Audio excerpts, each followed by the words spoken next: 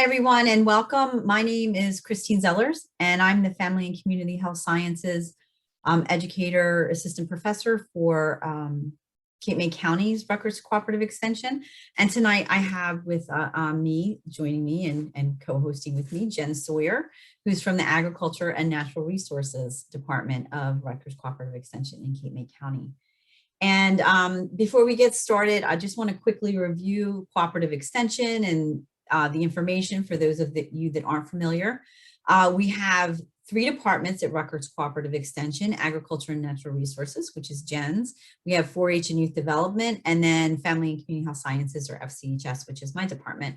Rutgers Cooperative Extension is a partnership between the Board of County Commissioners, Rutgers, the State University of New Jersey, and the USDA's National Institute of Food and Agriculture. And we have faculty in 20 of the 21 states. Counties, sorry, not states, 20 of the 21 counties.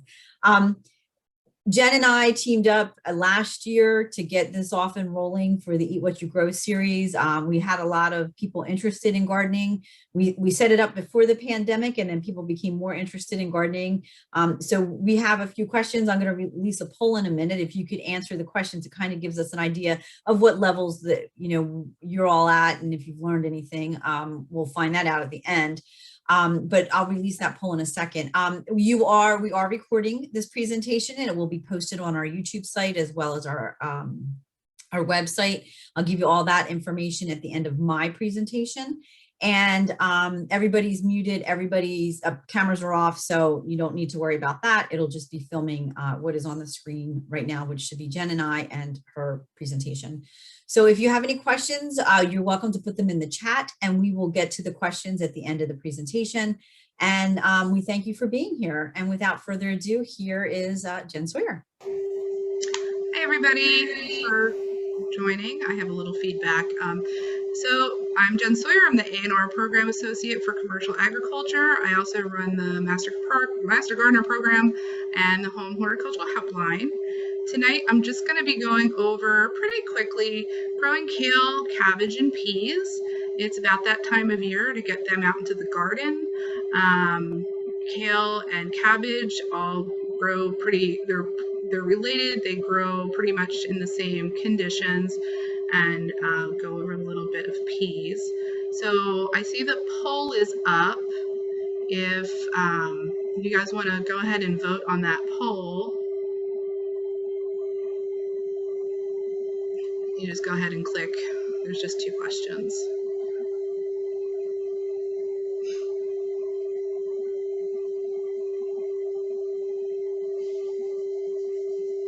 Actually, there is 4 questions. So there's 4. Oh yeah, you have to scroll down. Sorry about that. No problem. Yeah. Okay.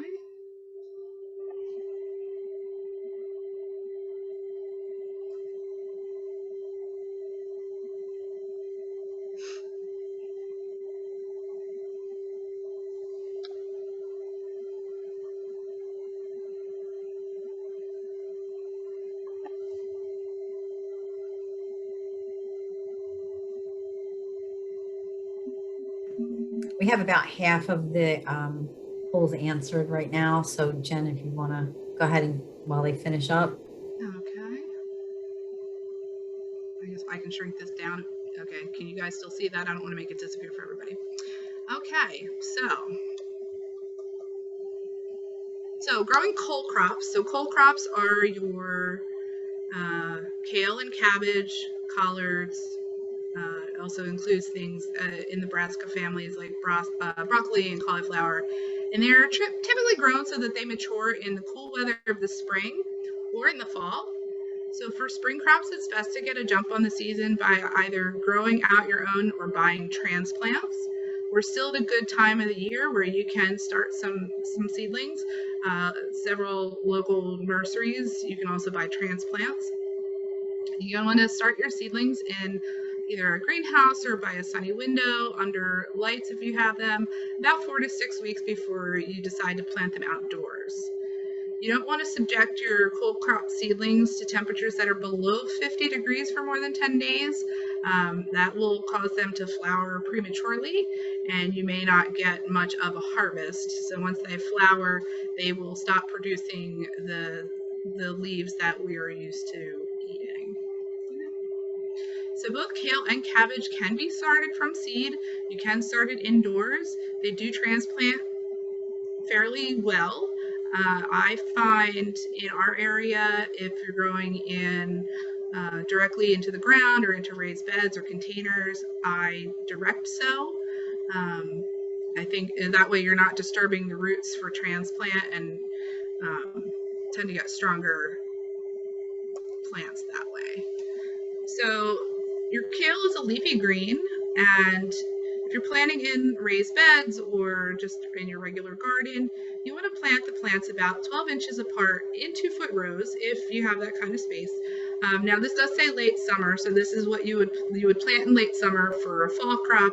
You would plant now for between now and mid-April to get a June crop.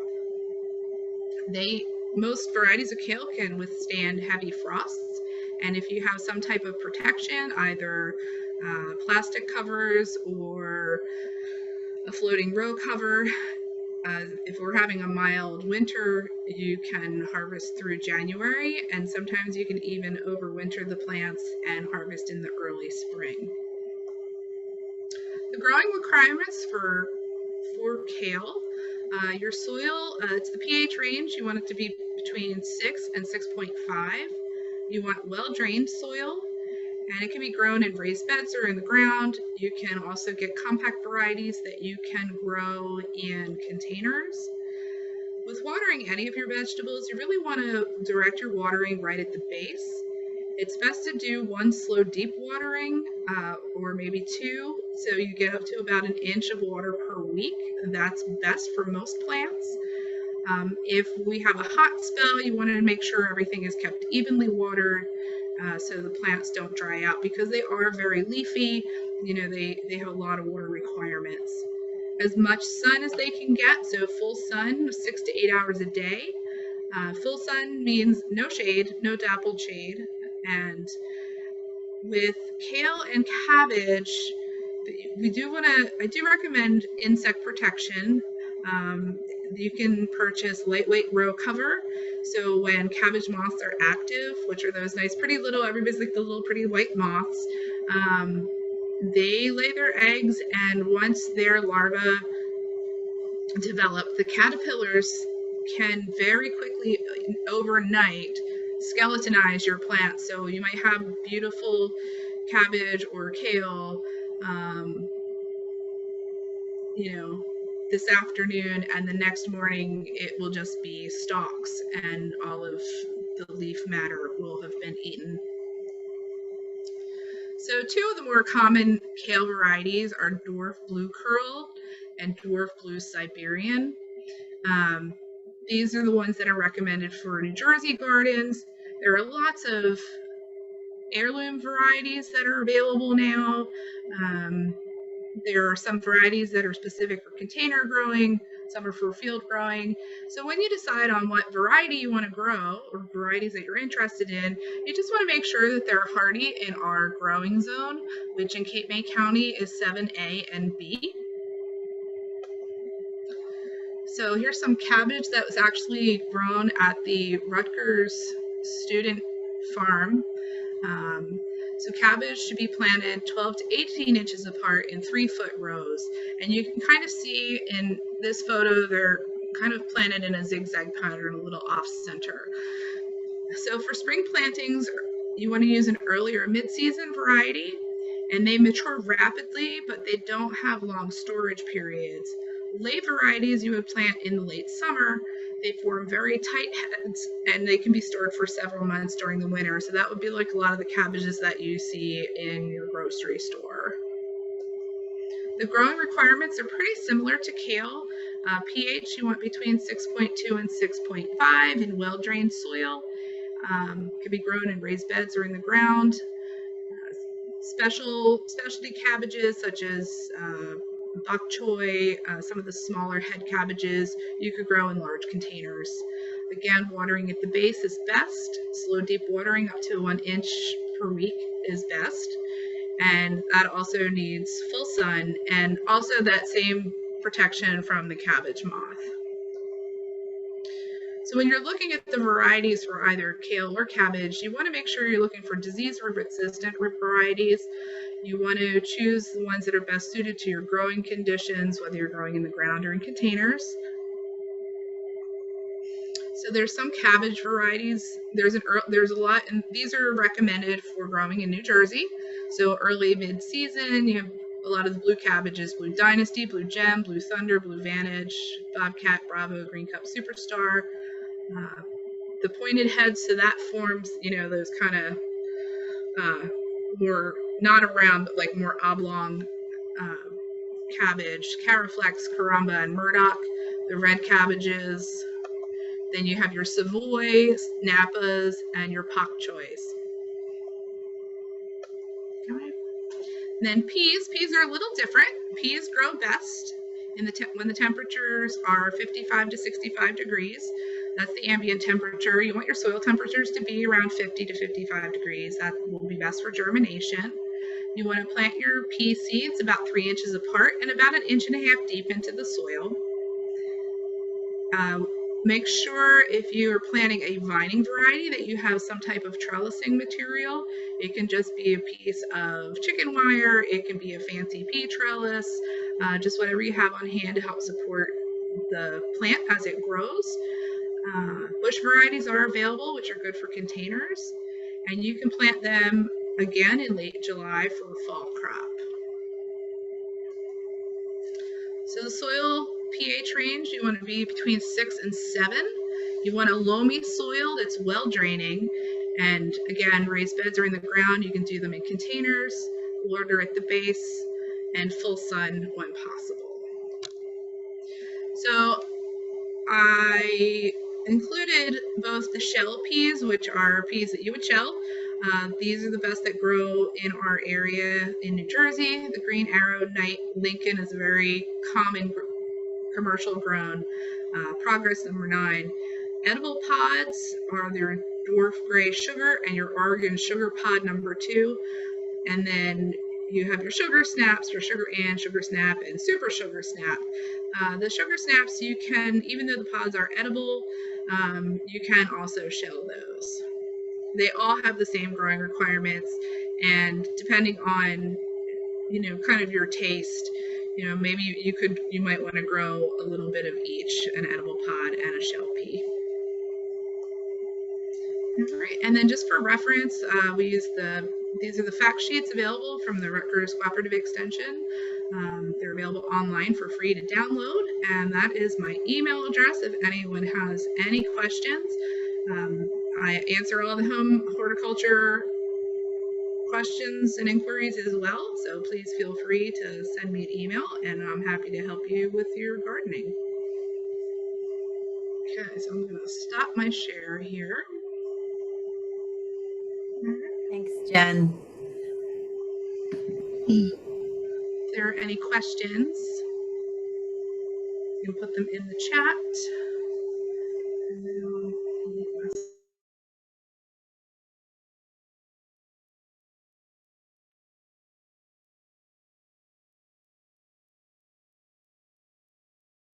Do you have any questions, Jen, that you wanted to go through? Nope, doesn't look like there's any questions. I'll go on with my presentation then, and if there's questions that you have after hearing what the nutritional information, the preparation information, then you can always add on for Jen at the end there. So she's not going anywhere. She's going to be here helping me out. So if you have questions you think of as we go, then please don't hesitate to add them in. As I said earlier, I'm Christine Zellers. I'm the FCHS educator. And I thought it was really important when Jen and I came up with this program pre-COVID that, we always teach in my department about cooking and how to have people, help prepare food. But it's also important to know how to grow it too. And since it was such a popular item, I thought we'd bring it back again this year. And we're going to have 2 more after this. So we'll have one in July about the crops that are going then, and then we'll have another one in the fall. So we'll hit all 3 seasons if you're interested in coming back for more. All right, so today I have some objectives for what I'm going to teach you about kale, cabbage, and peas. We're going to talk about the nutritional values, the health benefits, and then we're going to talk about preparation and usage. And I'll even go into a little bit of information that I will share with you afterwards too. So I'll give you the links to those, but we're going to go in to detail about preserving even some of these items. So kale is a really great example of a nutrient-dense food. And in fact, it's a really good option if you're looking for a green leafy vegetable that has a lot of vitamins and minerals. When I was doing the research on this, one of the articles called it the king of green leafy vegetables. So it's low in calories, and it's a good way to get your vitamins and minerals in there. It has a lot of bulk, which means it makes you feel full. And this feeling of fullness could help to maintain or even lose weight if you're trying to do either of those. And it could be really part of a well-balanced diet. It has a huge amount of vitamin A, K, and C. The vitamin A is really important for vision, immunity, and reproductive health. And A also helps with organ function, and that's especially the organs like the heart, lungs, and kidneys. Vitamin K helps wounds heal and assists with blood clotting properly. So when we cut ourselves or get a scrape, it clots our blood the way it's supposed to, helps to do that. Kale actually has 4.5 times the amount of vitamin C than spinach. So spinach always gets a good amount of credit for having vitamin C, and kale has 4.5 times that amount. Additionally, kale has other vitamins. One important one to mention is calcium. And while it's not a huge amount of calcium, if you're vegan or you can't consume dairy products, green leafy vegetables like kale are a good way to add calcium into your day with vegetables. Kale has also has been shown to help reduce cholesterol, and it could lower your risk of heart disease. It has compounds that can protect against cancer. It contains magnesium, which has been shown to protect us from type 2 diabetes and heart disease. And we'll talk about ways to add kale into your diet. If you're not a fan, I understand it takes a little getting used to for some people, but remember, kale has a lot of benefits. So it might be something worthwhile trying or something that's worthwhile adding to your vegetable list, your repertoire of vegetables. As you start trying new things. And again, I make these recommendations, or not recommendations, but I relay these recommendations after I do the research. And everything, food is meant to be in moderation, right? So don't run out and just start eating nothing but kale now. We want to eat a variety of fruits and vegetables. We want to eat a variety of all foods. And I think that it's really important to remember that, because that's going to create a well-balanced diet. So everything, all the different foods have do different things for our bodies, have different vitamins and minerals. So we want to make sure that we have a well-balanced variety in our life so that we can maintain a healthy lifestyle. All right, peas are considered legumes because they come in pods with seeds inside of them. As I'll mention, they contain a good amount of protein. However, nutritionally speaking, people who consume meat protein from animals would consider peas to be a vegetable, while those who don't consume animal products would consider them to be a protein. So that means if you're vegetarian or vegan, you would consider peas to be your protein food, and those who are not vegetarian or vegan would consider it to be a vegetable. That being said, peas are not a complete protein and should be eaten with other proteins because they don't have amino acid methionine in it. The good amount of protein contained in peas means that they are filling, and the protein leaves you feeling full. And when you feel full, you're not going to eat as much. It's going to help you to maintain a healthier weight. Peas are considered a starchy vegetable like potatoes or corn because they contain complex carbohydrates. They also have a good amount of fiber in them. The high fiber, high protein foods help us to maintain a healthy weight and keep us regular and full. And I'm going to say that a couple times throughout the presentation. I said with kale, it filled us up, it made us feel full. Fiber helps to give us a good balance, and it helps to balance the bacteria in our gut and intestines. So fiber does a lot for us, and it's important. And that's why I'm mentioning it a couple times when I'm talking about these 3 different vegetables. Peas are low on the glycemic index, so they help to regulate blood sugar, and they can contain compounds that help to reduce the incidence of cancer, diabetes, and heart disease. So they all have peas are a good option for us as well. Now let's move on to cabbage. So cabbage is from the same family as kale, It too is low calorie and nutrient dense. It's loaded with vitamins and minerals. It does not share some of the same vitamins and minerals as kale. Um, Kale has some of them are a little bit higher, but it does share some of the vitamin and minerals with kale, but kale's has a little bit more of different vitamins than cabbage does. Cabbage is a high fiber food, as I mentioned, kale was, and peas. The reason the fiber, again, is so important is to help with regularity and healthy weight maintenance. But Americans don't get enough fiber in their diets. And, it's on the nutrition facts label because we don't get enough fiber. So fiber is really encouraged. And fiber could contribute to a healthier lifestyle. It stops us from feeling bloated because it keeps us regular. It stops us from feeling sluggish.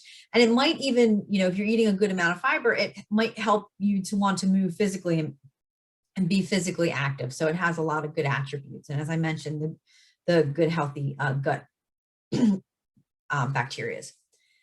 Cabbage also contains a good amount of B6 and folate, which is important vitamins because they help with energy, metabolism, and proper functioning of the nervous system. Folate also is needed for healthy growth development and proper functioning of the healthy growth development, and it can help prevent birth defects for women in their childbearing years. So folate's important, and not just for childbearing year people, but all people, because of the ability it has to help with the nervous system and whatnot. So just to talk a little bit about antioxidants, cabbage contains antioxidants like polyphenols and sulfur compounds, and antioxidants protect us from damage caused by free radicals. So free radicals might be a term that you've read or seen. Free radicals are molecules that have an odd number of electrons that make them unstable. And when free radical levels become too high, it could damage your cells. The antioxidants in cabbage have also been shown to protect against heart disease, cancer, and vision loss. Inflammation in the body can help the body to heal, but when we have chronic inflammation, so we're always inflamed, that can be damaging. And cabbage has been shown to reduce chronic inflammation and certain blood markers. So, eating cabbage could help if you're experiencing chronic inflammation. These markers were found in many of the vegetables like cabbage that are carnivorous, cabbage, kale, broccoli, cauliflower. And this information about the blood markers and the inflammation was published in the Journal of the Academy of Nutrition and Dietetics. Cabbage improves digestion by adding to the good bacteria in the gut, just like we mentioned in peas. And even though it's really has a lot of benefits for us, you do want to make sure to check with your doctor. For some reason, the compounds in cabbage break down certain medications quicker in the liver. So if your doctor has cautioned you about eating cabbage, then you want to make sure to heed that recommendation and listen to your doctor because he knows what you're prescribing, what he's prescribing to you. And there's other foods that may interact with cabbage isn't the only one. So there might be some other foods that could interact with your medication. So it's always good to check with them. And again, I'm not telling you to go on a cabbage diet or a kale diet. I'm just telling you all the benefits of these 3 different vegetables so that you can add them in as part of your balanced diet, hopefully. All right, so now that we know all of the wonderful things that kale, peas, and cabbage do for us and our bodies, let's talk about ways to eat all of them in our diet and add them to our diet. You might find some prepackaged salads that have the little pieces of red cabbage already included in them. Some of those mixes do. And you can add cabbage that way to your diet as well by just shredding it into your salad. So, the red one makes it colorful and pretty, so that's in there a lot, but you can add any of the cabbages into your salad. Also, making a slaw is a great way to get extra cabbage into your diet. You should make you can make a slaw to put on tacos. I do that a lot. So I'll, mix it in with some other things like the guacamole or some sour cream and mix that in as an extra little added bonus of vegetables in there. Or you can just, if you want to put them in your tacos, shred them and just have them without anything on them. It makes a nice crunchy addition to your taco. You can also make coleslaw as a side dish. And when you do that, think about adding other vegetables as well to change it up a little bit and make it flavorful. So maybe add like a red pepper to your slaw, like a red sweet pepper, or add a red sweet pepper and onion or something, but be creative. Sometimes when I do the slaw for the tacos, I'll even add some jalapeno peppers in there, just to spice it up a little bit. So, try not to add too much fat to the slaw when you do it, because you don't want to ruin all the good nutrients with loading up with fat, but be mindful of that and enjoy the cabbage that way. Cabbage is also great if you add it to soups for flavor, and it adds not only flavor, but great nutrients. Also, sauerkraut, which is very popular way to have cabbage, can be made. And for those of you who like to can or preserve, you can make sauerkraut at home. And I'm going to talk a little bit about that when I review the preservation section of this discussion. Cabbage is also a great addition to stir fries. And finally, try roasting cabbage. So a good way to roast cabbage, you can see how that piece of cabbage in the picture there is kind of cut into a quarter. So what you could do is you could brush olive oil onto one side, one part of, the bigger part of the cabbage, and you could brush the olive oil on there, sprinkle it with a little garlic powder, add a little crushed pepper, a little a crushed red pepper, a little black pepper, and then kind of go on the other side and do the same thing. Then you can roast it on 450 for about 15 minutes, and then flip it and do the other side with that too. So when you get done doing that, it's good if you toss a little lemon juice on there, sprinkle a little lemon juice for flavor. And when it's roasting, it's liable to get a little browned on the outside on the leaves because you're roasting it, which is fine. So give that a try. If your family's not big cabbage eaters and they're not into the boiled cabbage or whatever, try that. Maybe that'll be a way to eat it, because a lot of times it's just a matter of finding the way you like it to have it. It's not so much the vegetable itself. And remember, it takes a few times of trying things to really like them. And as we age, we tend to like things a little bit better. So you might want to give it a whirl and give that a try. And also, I am going to have some recipes that I'll send out post presentation. So preparing kale can be really easy. When you're making a dish, think about how you can add it to things like pork or chicken dishes, and that packs in some extra vitamins and minerals. And a lot of times it doesn't take over the flavor, but you're adding it there. If you're not a fan, then try adding a little bit, try making a green smoothie first. And while the smoothie's liquid, and in the liquid form, it's going to take away some of that fiber, it will still give you a lot of vitamins and minerals. So if you're going to try it in a smoothie, never done it before, add a little fruit, like maybe frozen strawberries to it, some soy milk or some yogurt, and that's going to ease the bitter taste of the kale and get you, a little bit more used to it. After you try adding it into a smoothie, try chopping it up into little tiny pieces and adding it to your regular greens that you put in your salad. So you start getting the flavor and getting used to it a little bit. And if you're already a kale lover, you can make an entire salad out of it and replace the lettuce or other greens with kale. And you can see down in the bottom corner there, that was a kale salad that I made at home. And what I did was I took a traditional Caesar salad and Caesar chicken salad, and I used kale to make it the entire salad. I tossed the Caesar dressing in it, which was great.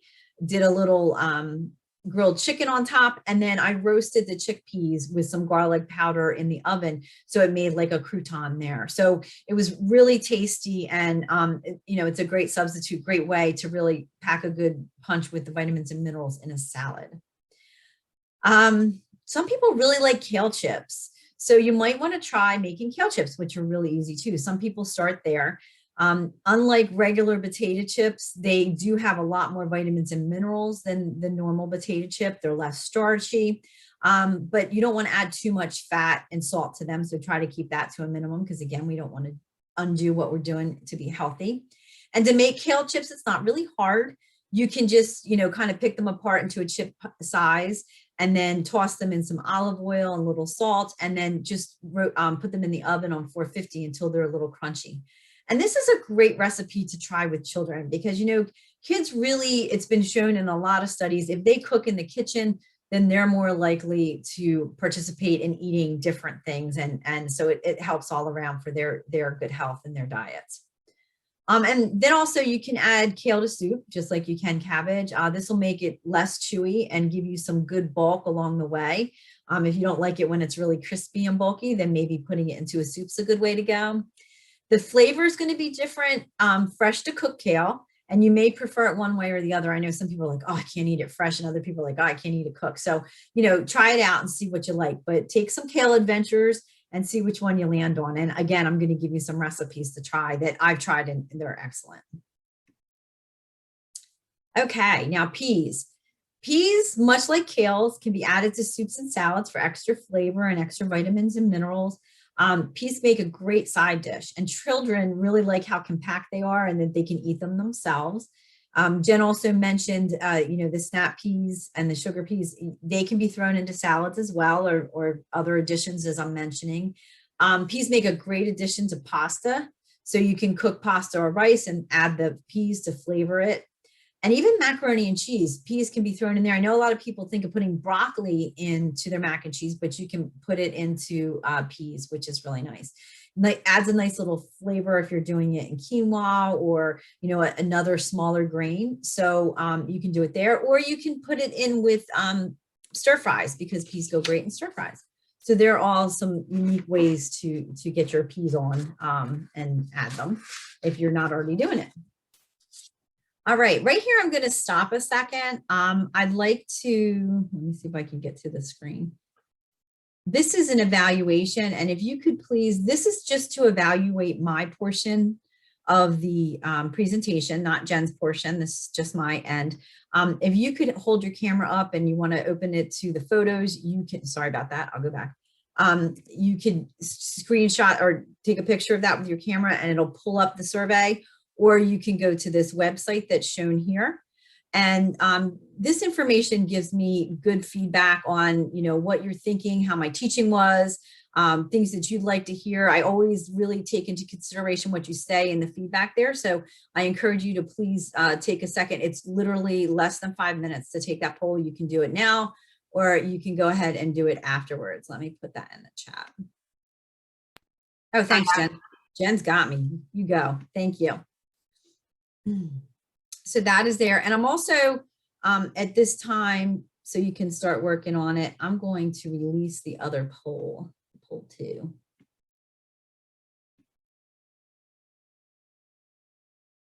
Let me see, 1 second, give me 1 second.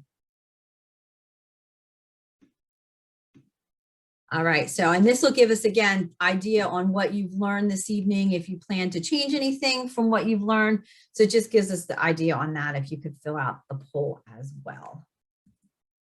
All right, so moving on, let's talk a little bit about preserving. And preserving is a good way to keep these foods after, Jen taught you how to grow them. If you get a huge outcome of these products and you want to have them throughout the year, preserving is a good way to maintain that for later in the year and throughout the year. When preserving or canning, always use recommended sources such as an extension service like us. We're Rutgers Cooperative Extension, and there's other extension services throughout the country. So an extension service, National Center for Home Food Preservation, or the USDA. Now, I know a lot of you have family recipes and they've been handed down for use in generations after generation. And while they're good, our food supply has really changed a lot, and so has food production over the years. And they've changed so dramatically that it's really important that you use one of these trusted resources rather than the recipes that you might have had for years. So again, extension services, National Center for Food Preservation, or the USDA, they all have scientists that are constantly updating food safety information. It's based on scientific information about food production and foodborne illness. So that's why it's so important to follow one of these preservation uses. To look at all 3 vegetables that we're covering today, the best way to preserve kale and other popular greens is to blanch them and then freeze them in a freezer container with a 1/2 inch of headspace. And that's according to Clemson University Extension. Now, remember, I said it an Extension University, and I'm going to share these links with you in a follow-up email. So you'll have those if you want to go check out preserving kale for after you grow your big kale garden this year. And then making sauerkraut is a wonderful way to preserve cabbage. As with any food you're preserving, you want to make sure that the produce is in good health, it's disease-free, and you don't want to use overripe or spoiling items. It's really for items that are ready to be picked and then preserved right away. You only want to use the best to preserve. Temperatures can be a big factor in the length of time and preventing spoiling when making sauerkraut. And that's according to Penn State Cooperative Extension. So you want to make sure to follow the directions clearly again. You can hot pack or cold pack cabbage to kraut for more precise instructions. And I'm going to send out that Penn State extension on making sauerkraut for you. And then finally, peas can also be blanched and frozen. And you may, peas may want to make sure that the pressure canner, you want to make sure that you use a pressure canner and you don't use a boiling water bath to preserve peas. That could lead to mold spores. So again, you might have done it one way before, but you want to really listen to the advice. You don't want to have mold spores. It could lead to mold spore growth if you don't use it properly. So I'm going to send that out to the from Penn State Extension as well, so that you have an idea of what is there for you to use. Maybe give you some ideas, get you canning and preserving and gardening and doing the whole 9 yards. These are the references that I used. And again, I said that I would be sure to share with you the ways to contact Jen and I. I know Jen had her email up. My email is there. Our website's there. It has all of our different programs that are available. It has my FCHS website as well as the Cooperative Extension website that we all fall under. And then it has our Facebook handles or social media handles. So you're welcome to check any of those out. All of the information that's found on the website is updated regularly. Same with Facebook. So you can find out when we're having more programs. Our next program is going to be for Eat What You Grow is going to be in July. And I forget, Jen, do you remember what we're doing in July? I forget. I can't, had a long day. I don't remember. All right. Well, it'll be good. How about that? Yeah, so we'll be doing another one in July. So, you can hop on the gardening with that when you get to that point. And hopefully you're going to garden. I did throw some things in the garden already at seed, but I'm not seeing anything yet. So I always try from seed and then I break down and buy something that's already started, but I try. It just might be that, we had a couple of warm days, but now it's been chilly and damp. So they need that consistent, I'm sorry, I'm off the screen here, consistent warmer soil, depending on the crop. It will tell you on your seed packets, I'll just say that, it'll tell you on your seed packets, the temperature that it will germinate at. So that is actually the soil temperature. So a lot of these early cole crops and brassicas and peas will germinate at a cooler temperature, but it's still, the soil has to be around 50 degrees pretty consistently. That's good information. And I know here I'm on a barrier island. It's been a little chillier than inland. We've had a lot of east winds, so it's coming off the ocean. It's been pretty chilly, so that could be. And then all the rain that we got just yesterday, a lot of ground is pretty saturated and cold. So, after a few days of sun, and hopefully we'll get more consistent warmer temperatures. But I know one of kind of like the old wives' tale type of thing, a lot of people do plant their peas on St. Patrick's Day. Okay. I don't know why, but it seems to be March 17th. So, you're still within the good window of getting your peas in the ground. That's right. And today I saw my yard had its first daffodil, which I was really excited to see. It popped open. Nice. And I always feel like I've crossed the going down the hill now towards summer once I see that first daffodil. So that's good stuff. So does anybody have any questions for us? We appreciate you being here tonight and enjoying, hopefully enjoying the presentation. All right, again, if nobody has any questions, that's fine. And we are always available Our offices are not open to the public currently, but we are accessing all of our email, and we've been working the whole time through the pandemic. And so we're here to serve you, and anything you need, we are accessible. And we'll hopefully all be open soon. And we'll have our gardens going and have all the great food and nutrition. So I'm hoping that you all have gotten some information that'll encourage you to eat and try some of these. And I appreciate you for being here. Thank you. All right, thanks everybody.